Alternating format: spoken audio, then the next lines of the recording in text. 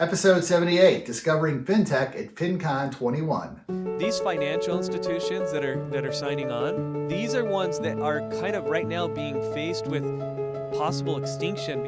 It's not a good thing. No. If these fintechs can partner with these mom and pop community credit unions, they're saving those jobs, and you're not just a number to them. Welcome, fellow STEM enthusiasts, to the STEM Southwest podcast, your source for all things science, technology, engineering, and mathematics. This podcast is designed to create STEM connections, cohesion, and elevation. This is a place where STEM enthusiasts gather to learn about some amazing STEM rock stars and activities of the Southwest and beyond that are impacting the world. If you have longed to be united with your fellow STEM nerds, then you've found your people here at STEM Southwest. And now, here are your hosts, Bob and Shelley. Hey everyone, this is Bob. And I'm Shelley. Together we are STEM Southwest. Well, we just flew back from the great state of Texas. A little bit of lightening of COVID restrictions allowed us to travel. That is true. This episode is double packed, double the fun. We did have a lot of fun, didn't we? Yes, we did. We got to go to a lot of sessions and we met a lot of neat people. And it actually was at FinCon 21. It's a digital marketing event that takes place annually. And it brings people that are involved with personal finance on the internet. So you're speaking about bloggers, podcasters, YouTubers, coaches, advisors, social influencers, authors, and the like. And so it's content creators. Right. I geek out on this every year. Yes. So I had a great time. It was so fun, so fantastic. By the way, notice new STEM Southwest podcast shirt. So excited. Notice I didn't don't have put yours one on, but I had to put mine on because That's I'm cool. kind of All right. nerding out. Yes, Let's you do are. the brand thing here. But we made so many great friends, had some really great, just lots of laughter and a little bit of finance, a lot of connection. And I just finished up a workshop series with a woman that I met there, Belinda Rosenblum. You met some authors that we actually enjoyed some dinner out and connecting with. We watched the bats climb from under the bridge in Austin. Yes. And so, yeah. Yeah. So STEM Southwest goes to nerd out over FinTech. And we couldn't help but solicit, hey, everybody, you need to come to Albuquerque next year because next year is the 50th anniversary for the Balloon Fiesta. So not only did we invite friends there at FinCon 21, but we're inviting you, if you're not from the Albuquerque area, to come on to Albuquerque in 2022. It's going to be a big event this year. Absolutely. I did want to do a shout out to some of our listeners and viewers. We've had a few people reach out, and I have been able to send out STEM Southwest stickers to them in the mail. So if you reach out to us through our website, just send us a message and say, hey, I'd like some stickers, and send us your address, and we will send you some STEM Southwest swag. That's very To true. stick up and help spread the word. The podcast is growing, and I want to take ownership over the not as regular publishing schedule that we've been having. Bob appreciates that I'm taking ownership over that. Things have just been really full. Life has been really full, and between Be Greater Than Average and the work there and the work with our nonprofit, which we are blessed that it is growing. And we didn't even mention, we just got back from Texas a second time. Right. Because our students competed in the hub competition, and it was a very long day. Longest in our history. Longest in the history of 17 years ago into competition. But at the end of the day, we did take first place overall and second place with the robot and several other first place awards, which means they're moving on to the regional competition in Dallas at the beginning of December. Wait, what state is that? Dallas, Texas. We're back in Texas again. Yes, Texas. It's like a theme. That's very true. Yes, good thing it's still Southwest, right? And I will shout out to the folks at FinCon who sent home the fantastic unicorn. I'm going to tag you all in some pictures that I'm going to post of how we used the unicorn at the robotics competition. So That's right. that's been fun. So let's circle back to FinCon 21. Yes. It was September 22nd to the 25th. And it had a fairly good attendance this year. We didn't know how many people are going to be attending in person. They had a parallel track that was done online, but the majority of the people, it seemed, wanted to be in person, wanted to be around people, go out to dinner, and it was a really excellent time, to say the least. And so one of the previous activities they had, and actually it died off for a couple of years, was a FinTech startup competition. And so I saw it on the schedule. I said, "Hey, Shelley, we got to go to this. We got to see what's going on, because obviously STEM Southwest needs to be there." Right. And so we went in there. It was an event that was hosted by ASA, Ryan Ruff, who you will hear in a moment. We'll talk a little bit about that. And there were 6 companies that were giving pitches to a panel of content creators in the area of personal finance and venture capitalists. Yeah. Yes.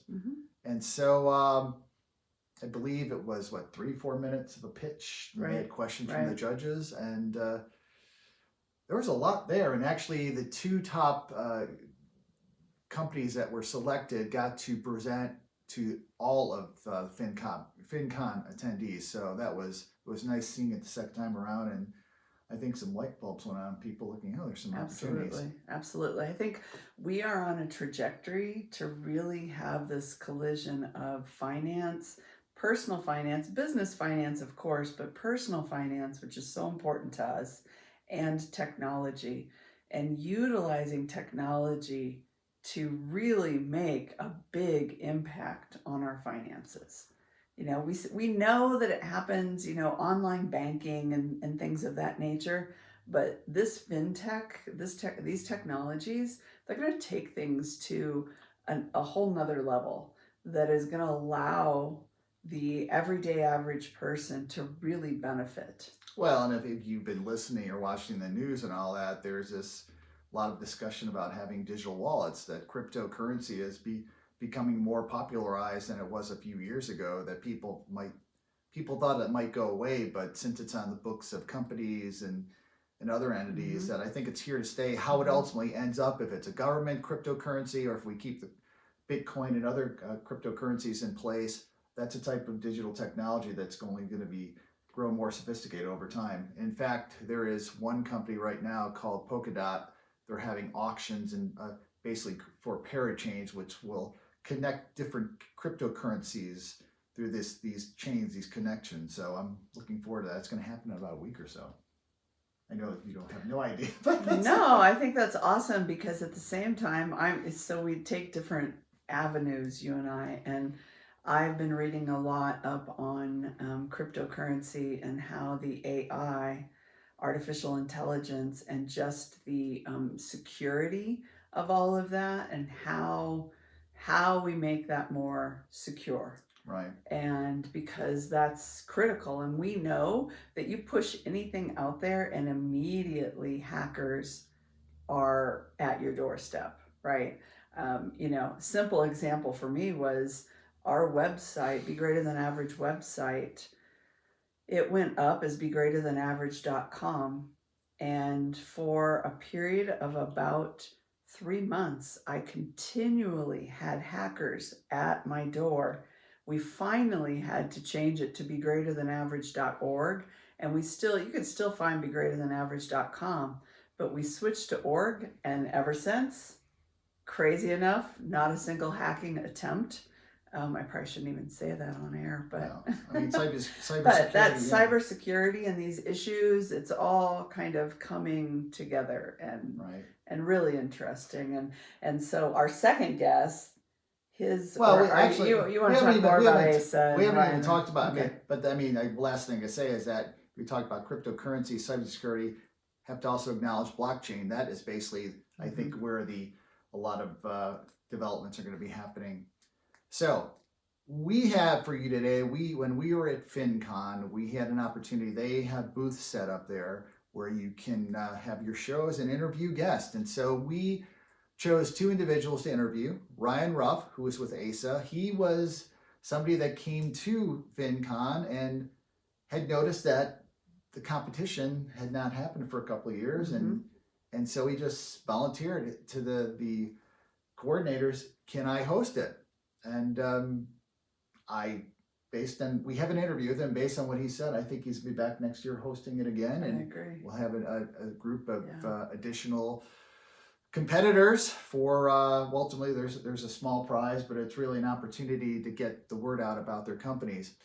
The second person we interview is Jake Tamarkin with Everyday Life Insurance. People might think, oh, life insurance is boring, but we all need it. And it's very interesting, the product they presented. And again, this is technology, how technology is looking for insurance and solving some of the problems that some of us may have right now as far as selecting insurance, maybe not necessarily wanting to speak with somebody personally, but being able to get the information they need to make a wise choice. So I thought they were really good. Both of them were good interviews. Absolutely. Yeah.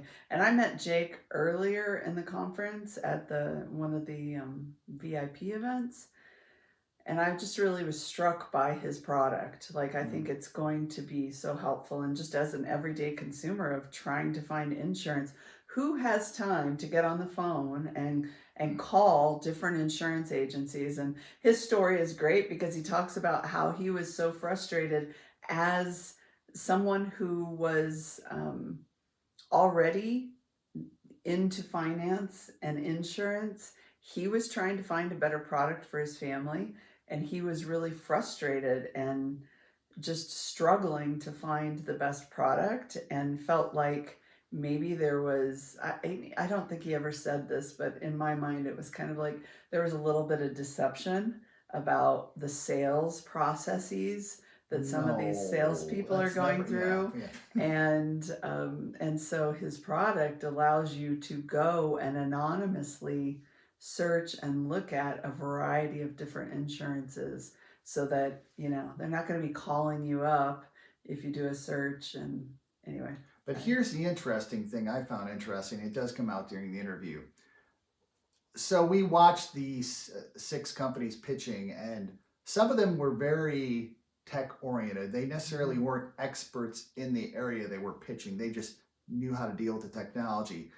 Jake is somebody that's been involved with insurance for a number of years, so he's bringing that expertise, and he teamed up with somebody, a neighbor in fact, who has an expertise in technology. So they merged their two areas of expertise and created the product. Yeah.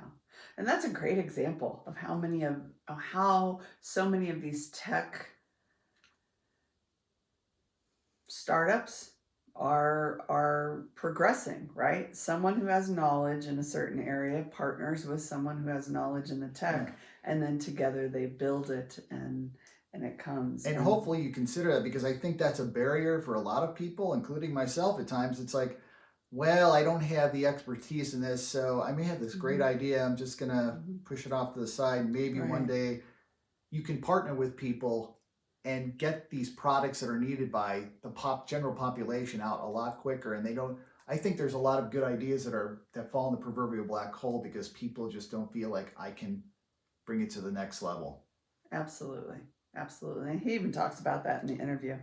I want to say that we met so many other amazing people, and I'm looking forward to getting them on the schedule with STEM Southwest podcast. You don't want to say, you can say we met a lot. We did. Right. Yes. Grammar. You're my grammar police tonight. Oh, it's Come not on. grammar, It's the grammar. end of a long week. But anyway, we met some gentlemen that are using tech in travel.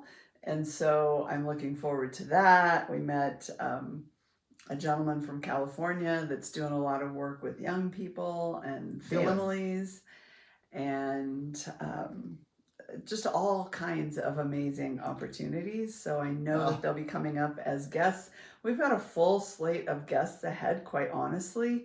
I've been to another convention here recently, and I'm really excited for our listeners and viewers to meet some of these folks that I met at this convention that I was just at a few weeks ago. So it's going to be a busy year. Yes, it is. Yeah, so I just want to say thank you for your patience as we release podcasts on not the perfect schedule. And even more importantly, just thank you for listening, tuning in, and sharing STEM Southwest podcast. Our numbers continue to grow, but we can't do this alone. We can't do this without you. You know we're passionate about it, but we need your help because we just do. It takes a community to make good things get out there.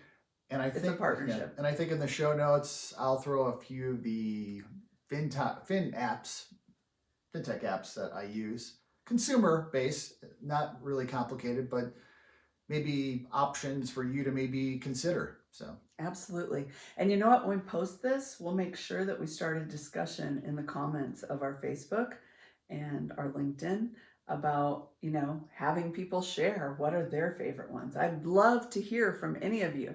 What is your favorite FinTech? What is your trusted true? Because honestly, there's a lot of them out there, and just hearing from other people what's worked from them is really helpful. Yeah. So, and simultaneous, yes, let's dive into this FinTech conversation. hey everybody, this is Bob and Shelley. We are here at FinTech 2021 in Austin, Texas. Yeah. Now, there's a lot of amazing things going on here, but we were part of an event yesterday. It was a FinTech startup competition.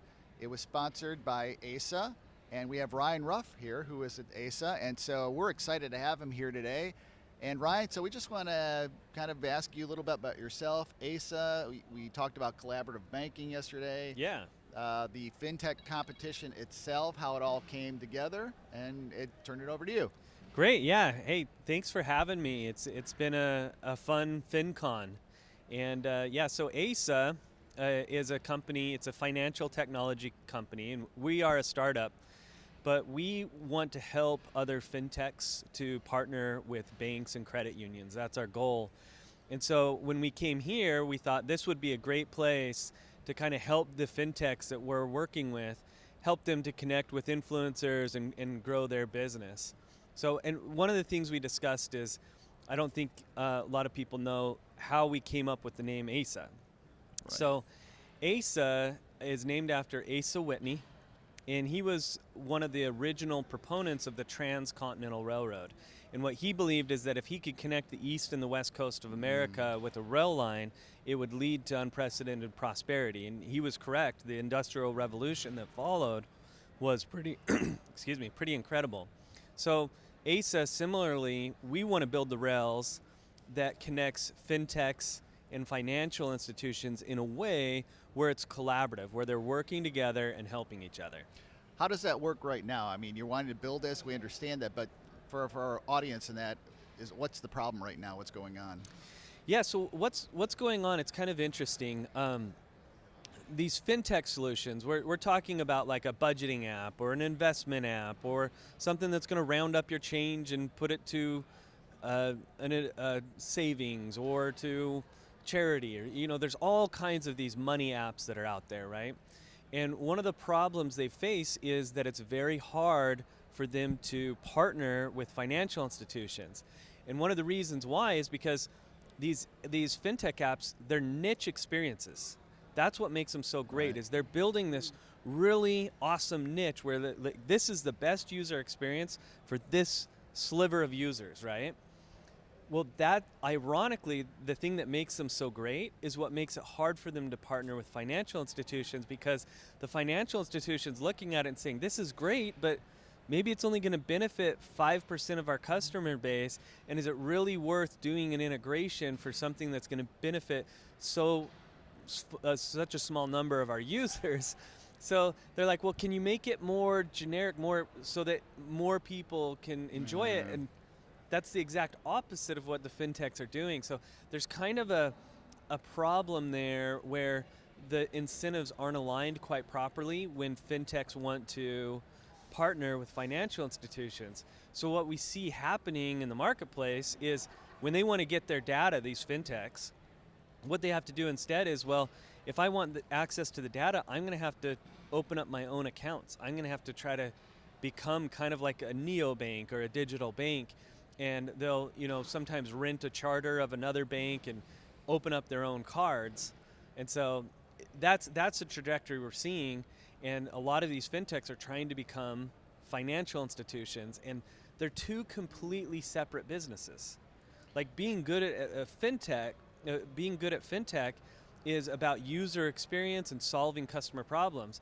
Being good at banking is about understanding regulatory compliance and loan to deposit ratios. And so when the fintechs are trying to become banks, it's like they're putting the cart before the horse. They're learning this complete other business just so that they can go back to powering their core value proposition. So there's a lot of issues there. Well, you even mentioned yesterday that some of the financial institutions are trying to become fintech, and they're not doing it really well. Yeah, they're not good at that either, because they're trying to appeal to a wide user base. Like some of their customers are young married couples, some of their other customers are farmers, and so for them to have an app that their customers are going to use, they want it to appeal to as wide of an audience as possible, which is it just can't happen. So there's some things that are not quite aligned, right? And so what we see is, let's let the fintechs double down on what they're good at, which is building a really good user experience for a niche group of users. And let's let the financial institutions double down on what they're good at, which is understanding regulatory compliance and how to properly assess risk when you're doing loans, right? And then maybe they can work together. So the way ASA works is we're the rails between them, and we say, okay, we're going to get you fintechs, we're going to get you the data that you need from the financial institutions in real time, the ability to move money, everything you could ever want as far as data for your customers. And then in return, when you see someone who needs a car loan or a home loan, something that the financial institution's actually good at, push those leads back to the financial institution, let them do the loan, and then you're going to get the referral for it. So you're both going to make money. You're going to be incentivized to push loans back to the financial institution.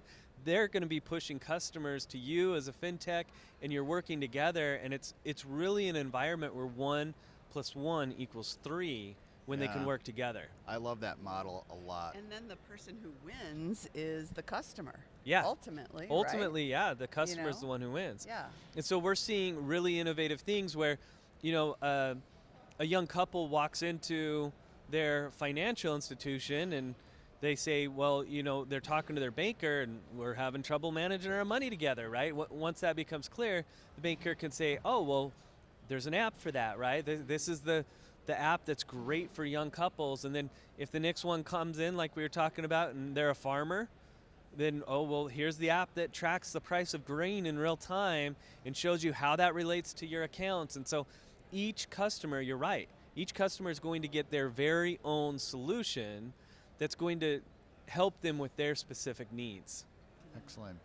So you said ASA is a startup company. We want to know how you came to ASA, what your role is in the company, and in particular the FinTech competition, because as we were talking before the interview, the FinTech for a number of years had a competition and it kind of disappeared, and you kind of stepped up to the plate and reinvigorated it. So long story short, I was, scratching my own itch, right? Because I was the founder of a FinTech called SpendPal. And SpendPal, it uses proven principles of behavioral psychology to nudge people into naturally making smarter spending decisions without having to stick to a budget. So we developed it in collaboration with Dr. Dan Ariely's behavioral psychology research lab at Duke. So I got to spend 9 months in his lab working side by side with some of the world's top behavioral scientists that really understand all these subconscious nudges that are, how it's manipulating our mind in the background without us even knowing it, and how can we leverage those to help you naturally start making smarter spending decisions. So I started this FinTech, and I went down the road of, I'm going to partner with financial institutions, and I'd get 9 months down the path with a bank, and some middle management people that just loved what we were doing, and they would champion it, and we'd get to the upper management, and someone along the way would say, well, it's only going to benefit, how many of our customers really use. So I ran into these problems. I was one of those fintechs facing these problems. And then I met up with Landon Glenn, who's the CEO of ASA, and he had just had an exit from his previous fintech, and he had been facing similar issues. And I said, hey, I think I've got a way to solve this. Like, here's how the partnerships could work. Here's how it could align the incentives of both the financial institution and the fintechs in a way that would work. He caught the vision, and he started talking to some financial institutions, got excited about it, and that's how ACE was formed. So he's kind of on the financial institution side, helping them understand the vision of what ACE is trying to do and how it's their best path forward in the age of fintech. And I'm on the fintech side, and I'm helping the fintechs understand, here's how you can partner with financial institutions in a way where they're actually going to promote you. They're going to be pushing new users to you that aren't going to have to leave their bank account to use your app. And then here's how you can make money in this environment. And so in doing that, I found that it's hard to find some of these fintechs because they're early stage. They're not, they don't have a big presence online yet. And so I found that probably one of the easiest ways to find them would be to have a startup competition, have them come to us, right? So I was looking at doing our own standalone, and then I had looked at FinCon, and I saw they hadn't had a startup competition here in a few years, and I thought, man, maybe we could team up with FinCon and we could revive their startup competition. So that's how it all kind of came together, and ASA was very excited to partner with FinCon on it, and we hope that it continues to get bigger and bigger year after year. So we hopefully see you back next year? Or? Absolutely, yeah. Absolutely. Well, we're going to definitely share with our audience a lot of those tech developers, programmers, that are out there, that this is a path that they could take, right? And, absolutely. And the partnership with ASA, what an incredible opportunity for those organizations, because you're right, like they want to be geeking out about the programming line by line, right? They don't want to necessarily have to go out and seek out banks, and that is, like, let's take everyone's sweet spot, and it's a great marriage of that. So yeah, it is, and it's one of those things where when you're a fintech and you're really excited about your user experience, and then you have to try to switch gears and try to go to the top brass at a bank and try to sell it to them, it's not fun, right? And so ACE is doing all that for you. We're signing up partnerships. We figured out how much they're going to pay you for a new customer, how much they're going to pay you for a car loan, a home loan. We've got that all figured out with all of the financial institutions that are part of the network. So you can just plug in your app, start getting users, just double down and focus on your core value proposition and build that thing you're actually passionate about. And we found that it's the quickest, easiest path to meaningful revenue for fintechs. So do you have so been around, 3 years? 2 years. 2 years. Mm-hmm. So you have any examples of this actually has been implemented up to this point? You said you developed these partnerships. And so we're still a startup ourselves, right? So, but we have two financial institutions that have completed their integration. They're live. We have two fintechs that are live, and we have 16 more institutions that are in due diligence. So over the next 3 to 6 months, we're going to see an explosion in financial institutions, and I think we have 20 fintechs lined up now that are ready for integration. So I wouldn't be surprised if we hit 100 financial institutions by the end of next year, and the sky's the limit on the fintechs. We could have hundreds, if not thousands, of fintechs on there. And the other thing that I think is noteworthy, these financial institutions that are signing on, these are mom and pop community institutions. And these are ones that are kind of right now being faced with possible extinction because they're losing customers to the fintechs on one side and the big banks on the other side because they just don't have the technology to compete. And what's sad about that is these mom and pop institutions, these community banks, they're the ones that are donating to the local schools. They're the ones that are employing local people. And to have that community institution go away, it's not a good thing. No. And so if these fintechs can partner with these mom and pop community credit unions and community banks, they're saving those jobs and they're preserving some where you can walk in and they'll give you the loan. You're not just a number to them. They'll give you the loan because they know you've worked at the steel mill or whatever it is. They know that you've been working at the place in town. They know they have certain knowledge about the area, so you're not just a number, and they can make human decisions, and so that's a good thing. Absolutely. That's really close to my heart. I was raised in a town of 500 people. Okay. And the bank was really part of the community. Yeah. And you're right. You walk in. I still think of my stepdad. He goes to the bank on a very regular basis. Yeah. They know who he is, and will hand out a loan or do a transaction because of that. And you're right. Like, we are losing that part of our community, and in rural America, that is really critical. Yeah. It's such an important piece, so I'm really happy to hear that you're partnering with them. And I just want to say, like, to our audience, our bankers, we know that you're out there. I know a lot of people that are listening that are in that industry. They can reach out and I'm sure absolutely at the end of the episode here, we'll make sure that we have your contact info so that they can become one of those vetted and part of your organization. Yeah, absolutely. We have 3 cores that we're now integrated into, and so that's like the core banking software that the banks use for their technology, and we have 7 more in due diligence. So even the cores are coming on board and really getting excited about what we're building at ASA. So excellent. So I want to go back to the competition here. Yeah. We saw 6 companies yesterday present. So how did you, was it 6 that applied? I mean, how did you reach out to these FinTech companies? What was the structure of the competition yesterday? I know there were judges at the end, and there's an announcement being made today. There's an award, so if you could share a little bit about that. Yeah.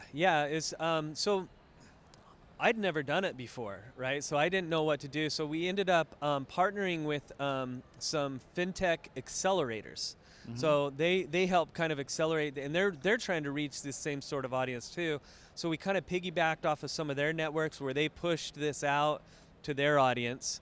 And then we also used an app called F6S, which is like a founders app, or it's a website where founders of startups can go and see what kind of competitions are out there. So we posted it on there. I did a lot of grassroots, just looking for startups, and I looked in the app stores for finance apps, and saw ones that didn't have a ton of reviews, and I'm like, they're probably a startup, and so I reached out to them, and we had, I think it was just over 40 fintechs that applied, but man, the caliber of the fintechs, narrowing it down to 6 was really, really hard, and as you saw, all 6 of those were deserving of, they all were doing really incredible things. And I'm really proud of the work that they've put in, and they're great companies. But and yesterday they had 4 minutes to present, was that? And 3 minutes of questions? Yes. Or was it? Yep.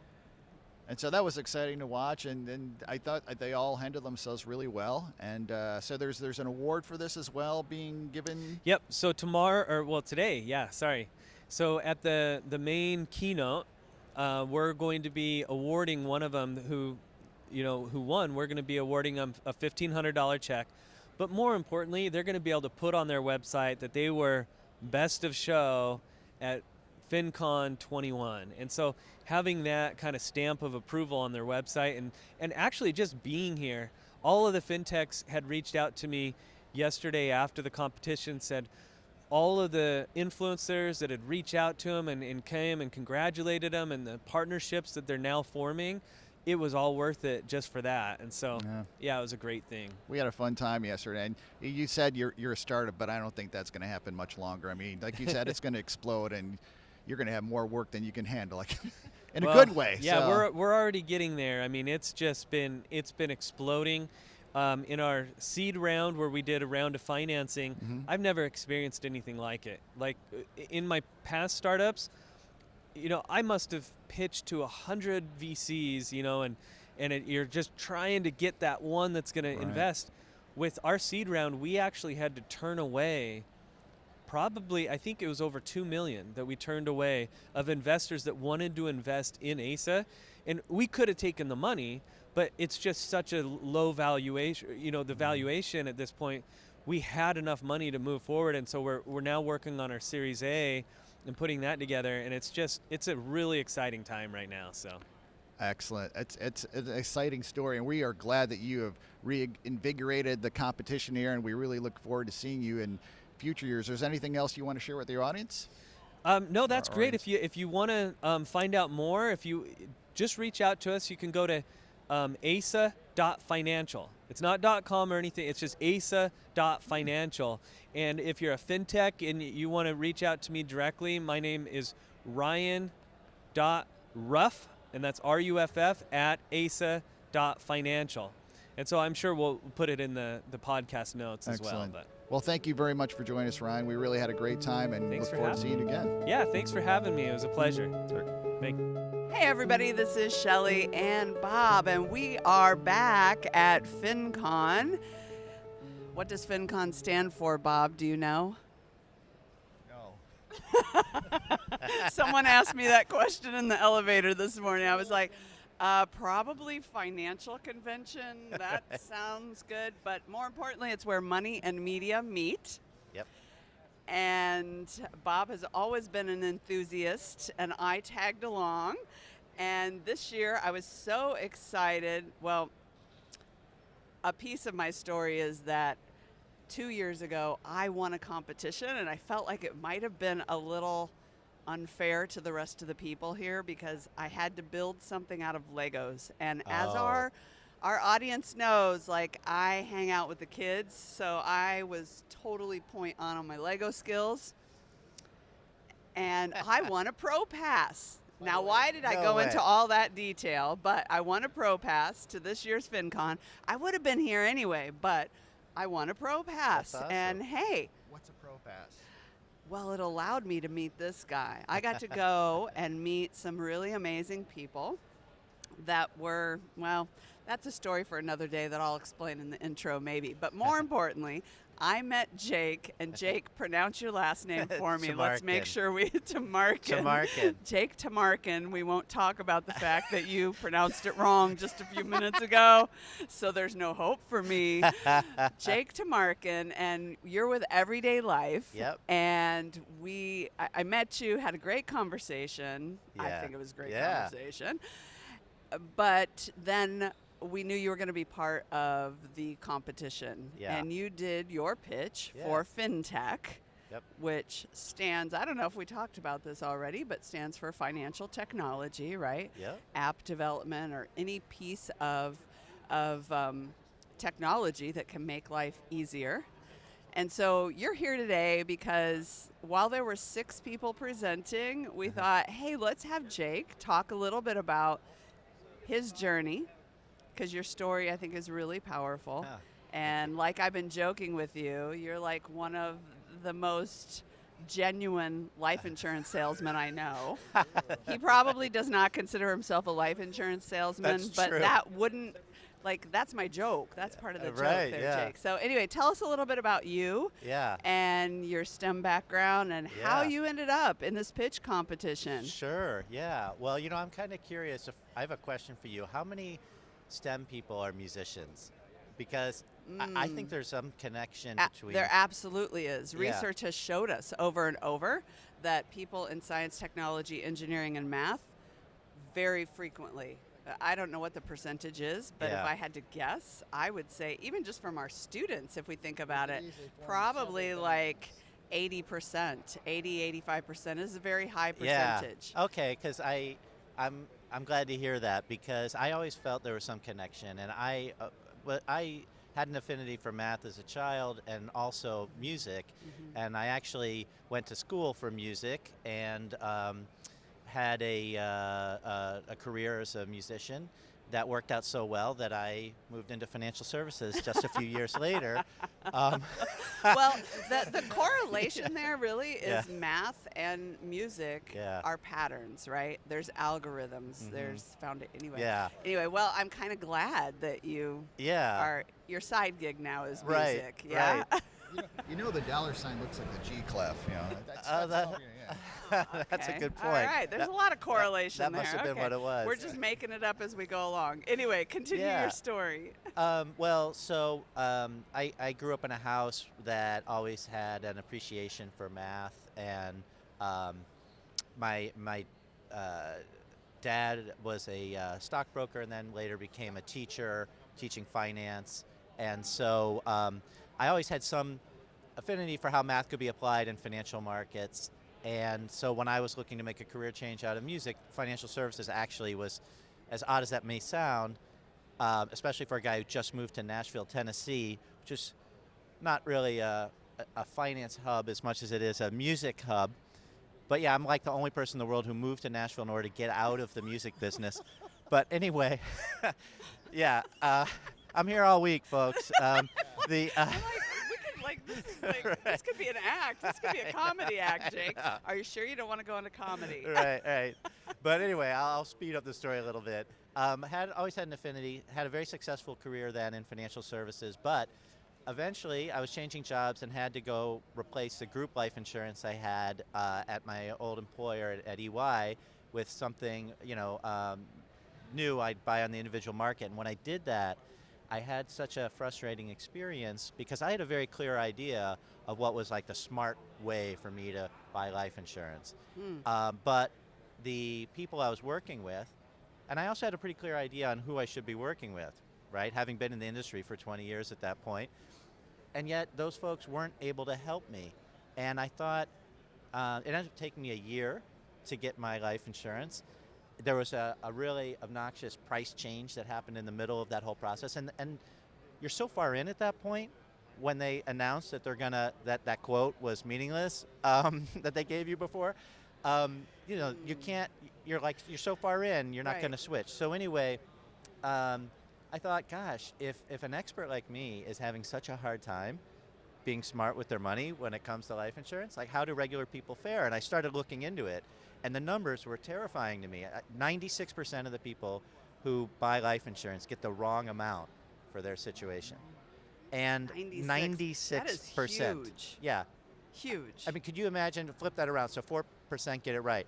Imagine if like 4% of our rocket launches were successful. Like, I don't think we would have a space program. No. Right?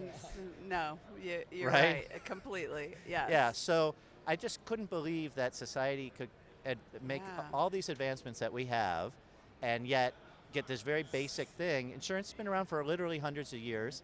How can we not be getting this right? And so I dropped everything and started everyday life at that point. And our Excellent. basic mission is just to help regular everyday people be smart with their money when it comes to life insurance. Excellent. So through that, you've developed this app that Yep. you pitched yesterday. Tell Yeah. us a little bit about the app. Sure. Yeah. I think some of the challenges that people have with life insurance relate to figuring out exactly what they need. I mentioned 96% of the people don't end up with what they actually need, and finding a way to make it affordable, and on an overall navigating a really complicated landscape where it's really hard. It's a complicated topic. There's a million products with a lot of different names, and you're talking about big money over time, right? If you're paying insurance premiums for 10 or 20 or 30 years, that's a lot of money. So you really want to get it Yes. right. And you don't know who to trust, right? Absolutely. I mean, there's absolutely. There's a good reason why insurance agents are kind of low on the trust spectrum, unfortunately. They're not required legally to act in their client's best interest, which, That's blows probably my mind. surprising for many people in Right. the audience, honestly. Probably specific products that Yeah. their company pushes them out the door. Sell this product versus something that's really needed by this person. Yeah, exactly.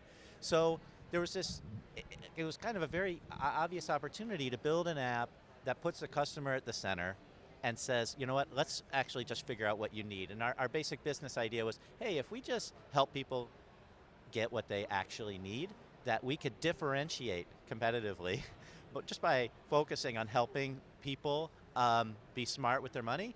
And so that's what the app does. It quickly and easily helps you evaluate your situation, figure out the smartest plan for you, and at the same time also looking at not just your financial situation, but also your health and the kind of underwriting risks that you would pose to the insurance company. All that so that we can find you the right product that you're going to get approved for at the price that you're quoted. And so there's no surprises, no hassles. And at the end of the day, life insurance can be very affordable if you put some thought into what you're doing. And so we bring the expertise to the table through this app so people don't have to become experts themselves. And that's the basic idea. Excellent. Well, I loved the part about your pitch where you show that many times, the rectangle versus the triangle. Yes. If you would share that with our audience, and maybe we can even get that slide, we'll stick it in our video so that people can actually see it. Because that really resonated with me. Yeah. I think life insurance, not only is it something like you just hate to think about it because it is the hassle, but also it's emotionally charged, It is. right? It's admitting like, there is an end of life at some point, right? So anyway, so would you share that with us? Yeah, and the first thing I want to point out is that it's really important not to overpay for life insurance. And the reason for that is that the basic purpose for most people for life insurance is to protect the standard of living of their loved ones, right? So if you think about it, every dollar that you put into protecting your standard of living is a dollar that's not going into the standard of living itself, right? We all have finite resources. Right. So every dollar we're allocating to protection is money that's not going to actually the quality of life we would all like. So it's very important if you're concerned about optimizing the standard of living and protecting your standard of living and that of your loved ones, it's really important not to overpay. So that's the first premise. Now, when you look at someone's need, I'm going to get a little nerdy here. I hope that's okay. Yes, please. But most people's needs are going to change over time. Need for coverage. For example, someone let's say just out of school has, single, has, no significant debts. No one's really dependent on them. Even if they have student loan debt, even if there's a cosigner, they're still probably not a situation where there's, most student loans get canceled if something happened to the student. Right. So anyway, so young folks that are unmarried, no kids, they probably don't need any life insurance, okay? But then later on, maybe they get married. Now they're sharing a household with someone. Or maybe they have kids, or maybe they're helping their parents, right? Mm-hmm. Now they have dependents. That's when you start needing life insurance. But if you think about it, those dependents, their lives are going to change. And their needs are going to change. Their dependency, right? Kids will grow up eventually, right? But the overarching principle here is that a typical life insurance policy, if you were to chart it out, it would look like a rectangle because, as time marches on, the coverage just stays the same, And so it kind of ends up looking like this rectangle. Whereas a person's, the support that you're providing to your dependents, it's a function of your income, ultimately, for most people. And if you think about the evolution of your income, if you think about, and we're going to nerd out for a second, if you think about it as the net present value of your career, right? Mm-hmm. So what's the present value today of my entire career? That number is going to go down every day, a slight amount as you approach your retirement. And that's just how the math behind net present value works. And so your actual income that needs to be protected, when you chart it out, it doesn't look like a rectangle. No. It looks like a triangle. Right. That's sloping down. Downward sloping triangle. Yeah. Toward that, retirement date that we all hope to have someday, right? Like sliding down there. Yeah, right. Yeah. And the thing is, if you could buy a triangle instead of a rectangle, it cuts the cost in half, And even from the outset, even from day one, it's not just when it starts ramping down, it's even from day one, because the insurance company knows, oh, I'm not on the hook for as much 20 years from now, so I don't need to price that in today. Yeah. Right? Makes complete sense. So people save a lot of money that way. And it's very hard to do on your own, as I was explaining earlier. Yes. And so that's what our technology does for people where that's the right solution, you know. Right. Absolutely. So I'm kind of curious. Yeah. You developed this app. Did you have any expertise in this? How did this all come about? Well, so this, great question. And no, of course, I don't know what I'm doing. I'm an insurance dude. I wouldn't know. That's why I wouldn't know. Yeah. I'm if you wanted to jam, we could play some music together. I would know what I'm doing. If you want to nerd out on insurance, definitely. But yeah, you're right. So I immediately, once I had this idea and once I realized I wanted to commit my career to this, the first thing I did was I asked a bunch of people for advice. You know, what do you think now what? Right. And got this great idea. What do I do with this? Yeah, exactly. And uniformly, people told me you should go find a co-founder, and you should find a tech savvy co-founder to complement your business background, because I already knew my solution was going to involve technology, and I also knew that we were going to need to raise some investor capital. And people were telling me, look, you're a nice guy, but no investor's going to write you a check when you're building an app and you don't know how to code. So, right? And also, it's important, I think, for early stage startups, when you are able to find a co-founder, you're also proving that you can sell. You sold someone on an idea. They bought in with the most precious resource they have, which is their time. Yes. Right? Absolutely. And so that's a real important early sign of traction for a lot of startups. But yeah, I found this amazing tech genius from MIT down the street from where I live, and she was prior to going back to school, had an amazing career building and scaling platforms, and also as an entrepreneur. So she really fit my profile of who I was looking for. And she also had a painful experience buying life insurance. So even though she wasn't an expert in insurance, she could really sympathize with the consumer perspective. Right.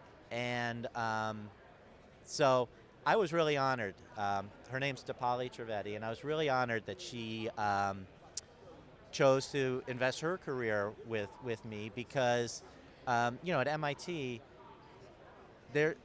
Kendall Square at the center of MIT, there's more patents in that square mile around Kendall Square than anywhere else in the world. More patents originated from there.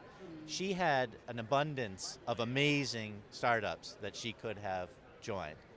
So the fact that she chose to co-found this company with me is something that I really appreciated, and was really important to getting our company off the ground. Yeah, excellent.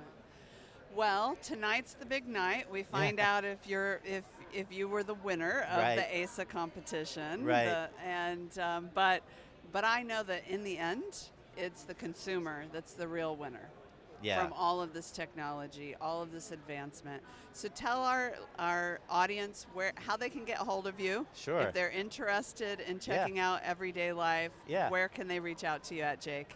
Thanks. It's really easy. It's just everydaylifeinsurance.com. Come to our site, visit, check it out.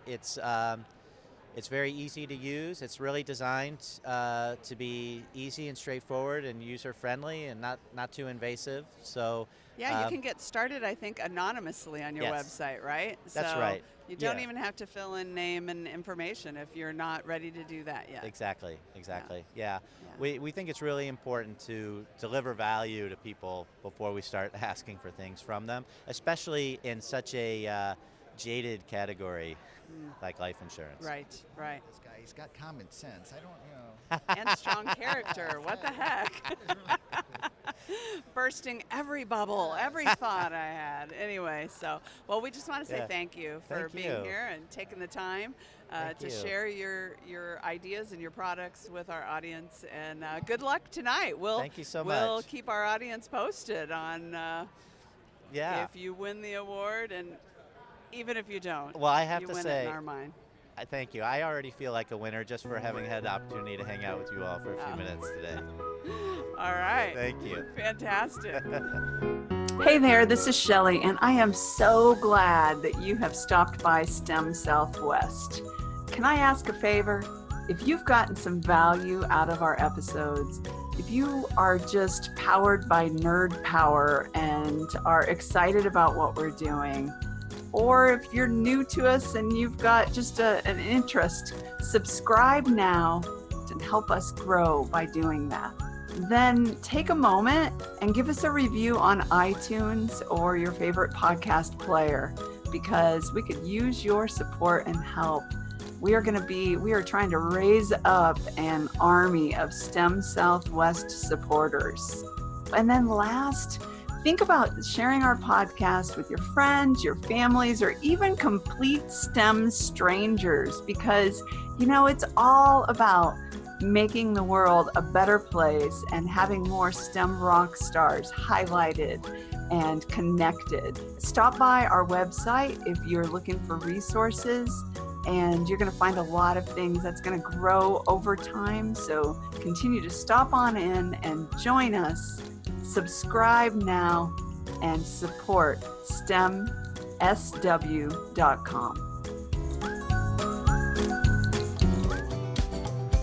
You've been listening to the STEM Southwest podcast.